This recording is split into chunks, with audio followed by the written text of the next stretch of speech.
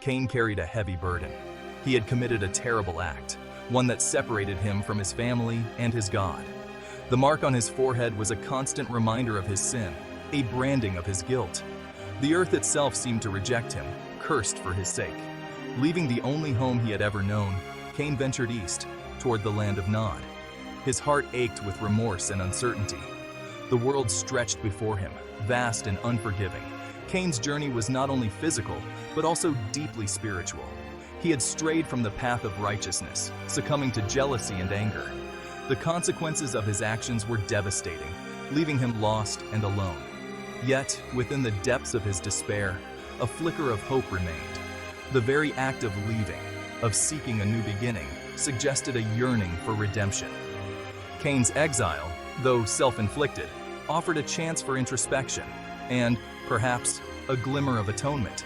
His story reminds us that even in our darkest moments, even when we feel furthest from God's grace, hope is never truly extinguished. The path to redemption may be long and arduous, but it is a journey worth taking. Cain's exile serves as a powerful reminder that our choices have consequences, but they do not define our destiny. Exile. The very word evokes feelings of isolation and despair. To be cut off from one's homeland, from loved ones, from all that is familiar, is a profound punishment. Cain, marked by his sin, knew this pain intimately. He journeyed eastward, towards a land shrouded in mystery and uncertainty.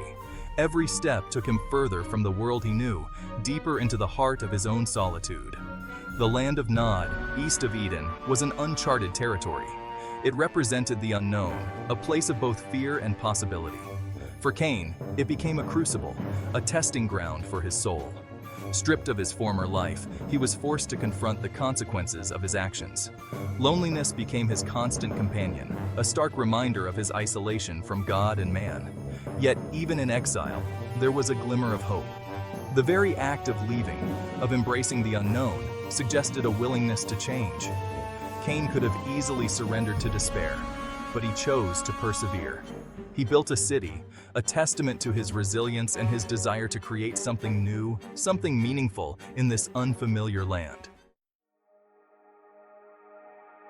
The land of Nod, a place of wandering, a place of reflection. Cain, marked by his past, found himself in this unfamiliar territory. East of Eden, far from the presence of the Lord, he began the arduous task of rebuilding his life. The land was harsh, unforgiving, a mirror to the turmoil within his soul. Yet it was here, in the silence of exile, that Cain began to truly confront his actions. The weight of his sin, the memory of Abel's blood crying out from the ground, haunted his every step. There was no escaping the past, no outrunning the consequences of his rage. In the stillness of Nod, he was forced to confront the darkness within himself. He grappled with the guilt, the shame, the overwhelming burden of his actions. It was a painful process, a stripping away of all pretense, a descent into the depths of his own brokenness. Yet, even in the midst of this struggle, a glimmer of hope emerged. The very act of confronting his sin, of acknowledging the depth of his wrongdoing, was a step towards redemption. In Nod, stripped bare of all distractions, Cain began the long and arduous journey of repentance. It was a journey that would take him to the very core of his being, a journey that would force him to confront the darkest parts of himself. Life in Nod was not easy. The land was harsh, the work demanding.